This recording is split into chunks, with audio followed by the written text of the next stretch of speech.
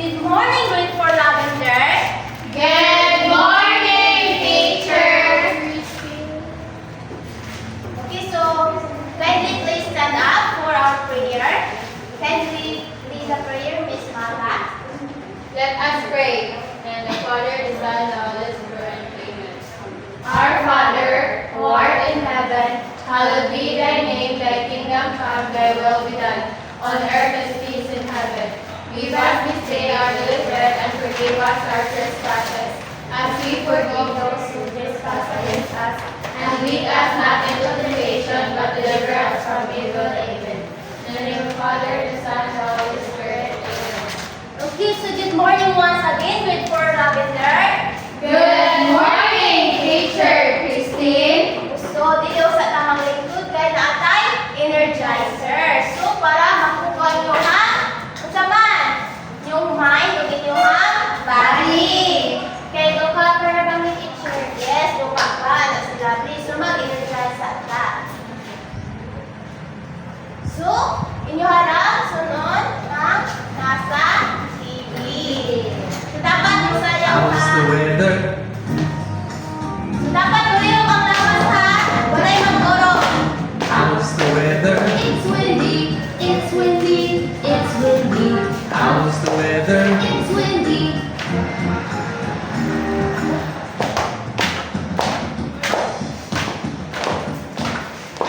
How's the weather? It's raining. It's rainy. It's rainy. How's the weather? It's rainy. Oh no.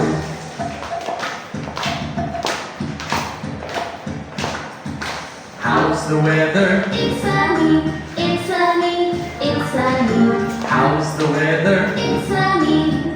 Hooray, let's play!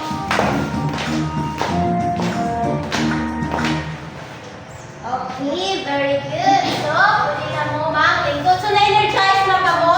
Yes, teacher. Okay, so, karon kay naatay classroom rules. So, saan gamit nato ang classroom rules? Kay para hapsay ato ang klase, teacher. Okay, very good, lovely. Para hapsay ato ang klase. So, yung haning timanhan. So, unsay nag-una? R. Respect everyone. So, ako ra ba inyong i-respect? Dili. Okay, after C, classmates. So, use time wisely. So, kung na activity, kay inyo ha, hatagan mo time. So, inyo ha, use of wise ang inyong oras. So, kung na ay activity, kay buhaton dayon, dili magunya-unya. So, next is lesson and learn. So, kinsa yung paminahon? Teacher. Maminaw ba sa katapad na nagtabi? Dili. Okay, so maminaw yung teacher kay para makakaroon, makasabot. So lastly, encourage each other. So kinsa man yung encourage? Ang usag-usa. Okay, so kung naay classmates na dili siya kakuan kay hangin, encourage. Kung napad ay si S, unsa man si S? So Stay safe and prepared. So during our activity or discussion is dapat always come prepared and doing our activities dapat kay namoy kuan sa inyong safety. So are these rules clear, class? Yes, teacher. Okay, so now let's have our review first. So do you still remember our lesson yesterday? Yes, teacher. Anyone? Yes, Jumela? It was all about different weather instruments. Okay, it's all about different Weather instruments. So can someone please recall us what those instruments are? Yes, again, Joella. Those instruments are room thermometer, anemometer, wind vane, and rain gauge. Okay, very good. So nakuha yun ni Joella itong last discussion. So can anyone please give us the meaning of thermometer? Yes, Danny. Thermometer, it is an instrument that is used to measure temperature. Okay, very good. So, thermometer dahil kayo siya para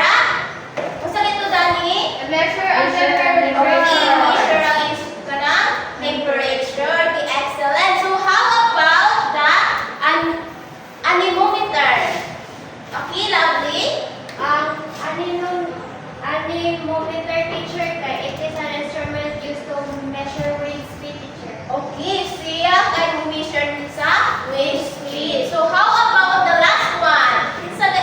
Yes, April? So, ang wind teacher, kay it is an instrument used to show the direction of the wind. Okay, very good. So, wind kay kuan siya sa direction sa wind. So, inyo hagong nasabtan na to ang last nga i-discuss. So now, before we proceed to our discussion, let's have an activity first. So, our activity called God Bless Me What? So, can you please read the procedure? Divide the class into two groups. Teacher will provide a table and a random picture of safety precautions on different weather conditions. Students will select a picture that shows the safety precautions on a specific weather condition. The teacher will show the picture one by one and will allow the students to face it on the table. Every group will select a representative per round. The student who can first shout "We did it" and paste all the picture in the table correctly will gain a point. After the activity, let the group answer the following guide questions. Okay, so nasabtan ba kung sa inyo ang buhaton sa activity? Yes, teacher! Sa nandito yung buhaton, sa dito ang pansaros kung magwantag activity? Say, sige. Use basic and prepared. Okay. Use time wisely. Okay, use time wisely, stay safe, and prepare. So, naadali ang mga picture. So, inyo ang buhaton kay imyuhan ni ibutang sa table kung asa siya na Below. Okay, so group 1 and for group 2. So, inyuhan na siya ibutang. So, naadali ang mga tape.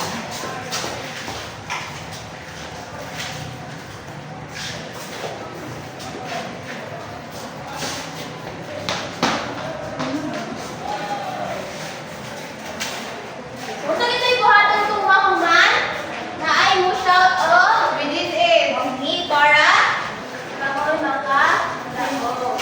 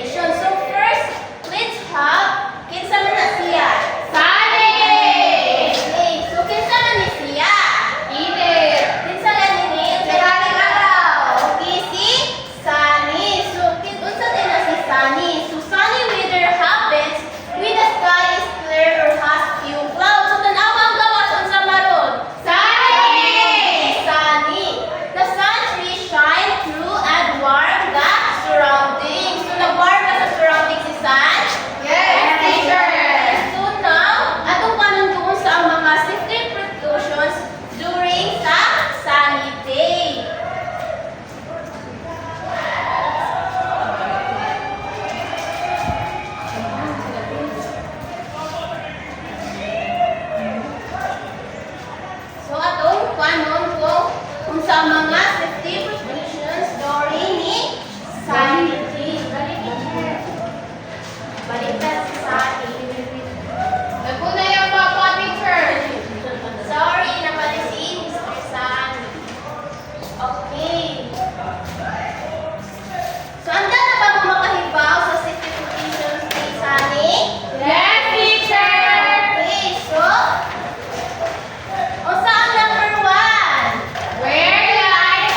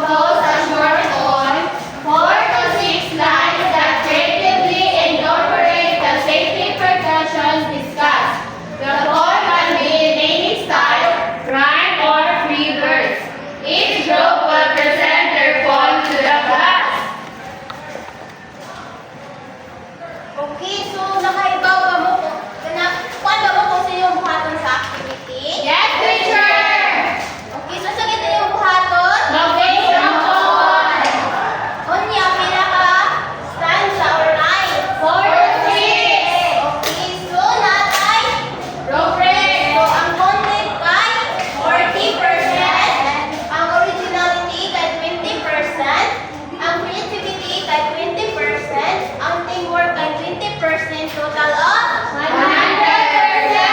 Okay, very good. So, kanino yung group 1 and this will be the group 2. So, nakatagan na tamo 4 minutes para pagbuhat sa inyong okay, so magkinabangay sa pagbuhat ha. Ninyo din ang i-present sa atubangan.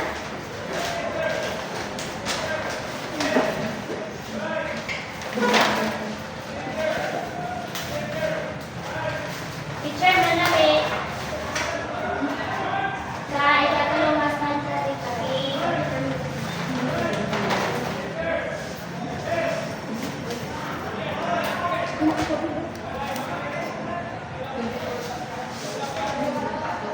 Sama yung ano, ang orange picture. Okay.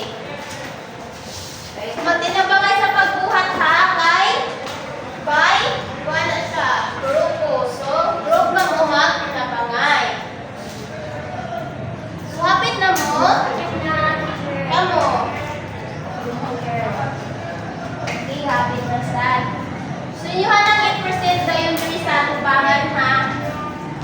Ikaw humating yun.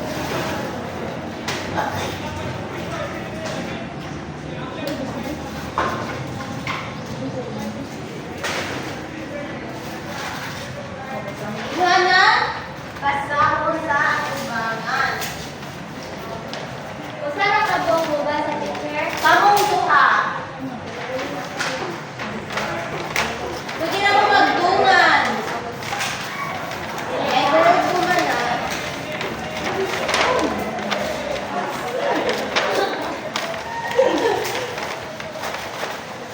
Pwede na mo mag-practice kung ano mo o buhat para igabot sa tubangan kay pwede na mo mag-iso. With feelings, si teacher ibasa. Yes, so dapat kayo yung halupano.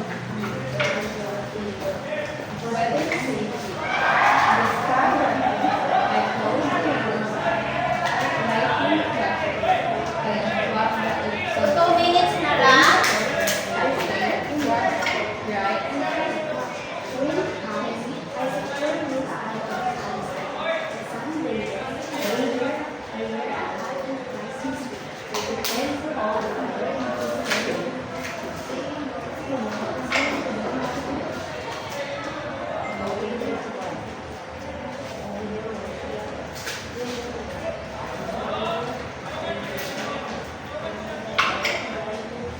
Giman na? Teacher! Okay, so ato ang paunahan ng present si group 1. Okay, group 1, please stand up. Then i-present in your arm. Alin naman teacher, ninagbayan ko po. Okay, dapat daw with feelings ha. So, among tanong sa akong pang teacher kay weather safety. The sky darkens. I close the windows tight. Lightning flashes and flag the electronics. Rain pours. I stay indoors, dry and safe. Wind comes, I secure loose items outside. Sun blazes, I wear a hat and apply sunscreen. Prepared for all the weather, I stay safe and sound. More to teacher! Okay, very good. So, group 1, nice try. Group 2, nice try sa group 1, no? Yes, Baka teacher. sa Tagalog, a round of applause. Okay, so, very nice try. Okay, next, group 2.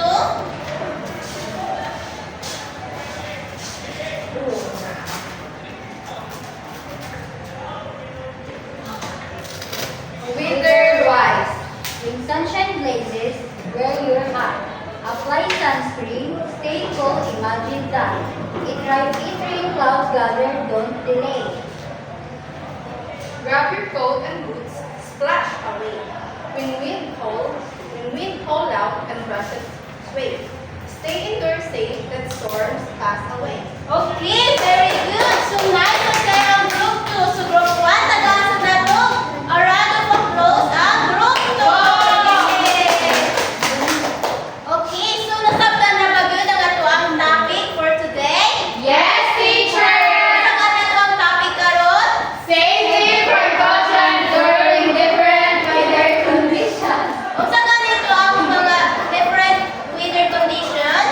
Sunny, weather, rainy, or stormy, teacher.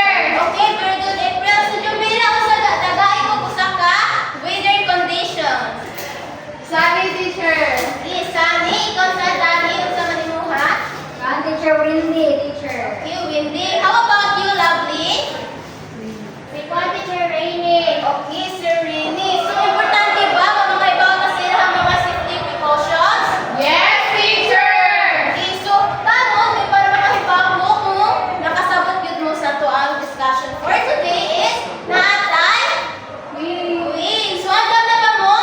Yes, teacher. So, andam na ba mo sa ato ang quiz? Yes, teacher. Okay, so, basta ha, ato ang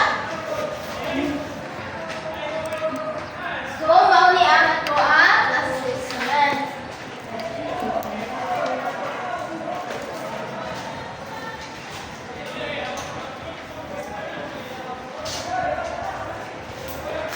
Para makaibaw si teacher kung nakasabot yun mo sa ato ang discussion.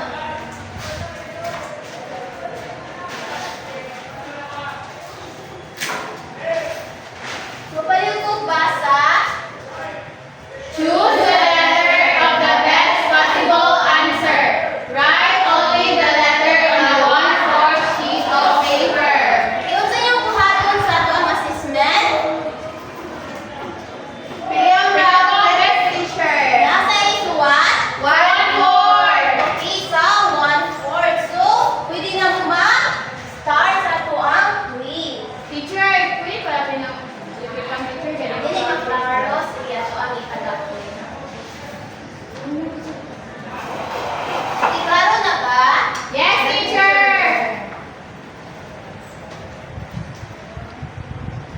Okay, so yung piliin ang kwan na best answer sa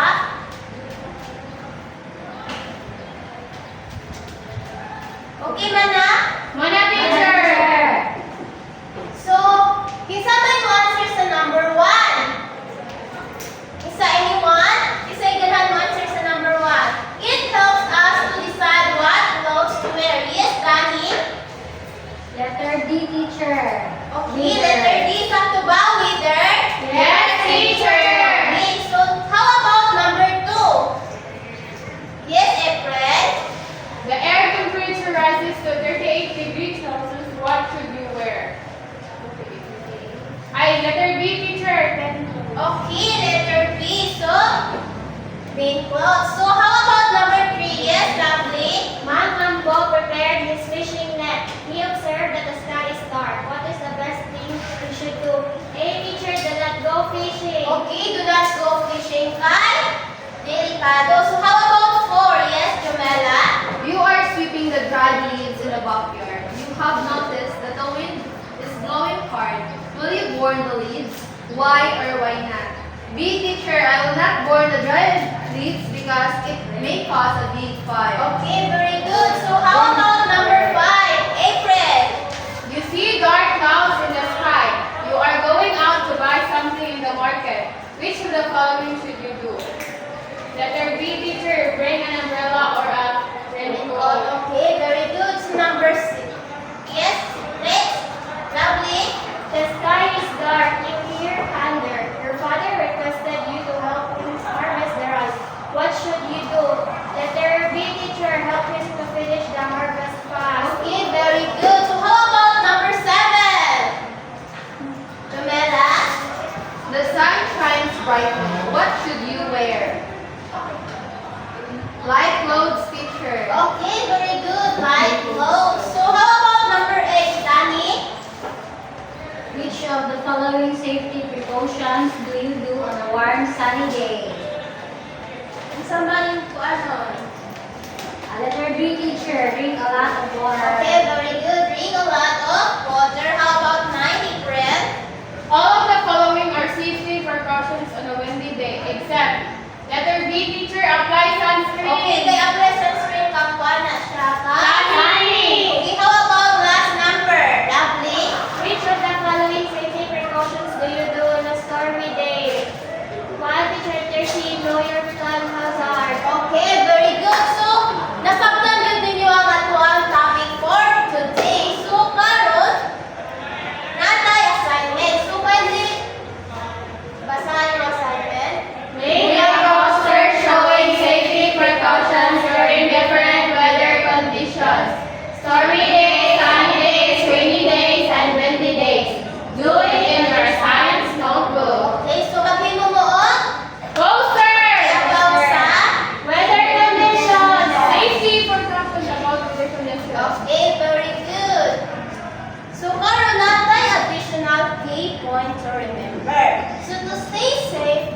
various weather conditions, it's crucial to stay informed by regularly checking weather forecast and alerts. So para ma-safety ta sa different weather condition is dapat kay magtanaw taong Balita! balita kung sa'yo nakitabo sa ato ang Palibot! dapat sa kay alert tanong. Kay kung di ka alert kay makuha man ta. Mas nakuha na to ang mas kuwanta sa harm, mas duol, or sa mga illness. So prepare an emergency kit containing essentials like water, non-perishable food, flashlight, batteries, and a first aid kit to be ready for any situations. So importante yun nga natay first aid kit sa tuang. Nag-contain siya sa kanang mga importante like sa kanang tubig, Mga canned goods, teacher. kay para kung ipabakwit ka nita, kinatay mabitbit nga sama. Kung yung mga natin mabitbit nga water, foods, o na mga batteries. So, importante yun na. So now, to end our class today, so can anyone can tell us the importance of knowing safety precautions during different weather conditions? Yes, lovely. Ikaw, kanang importance of knowing safety precautions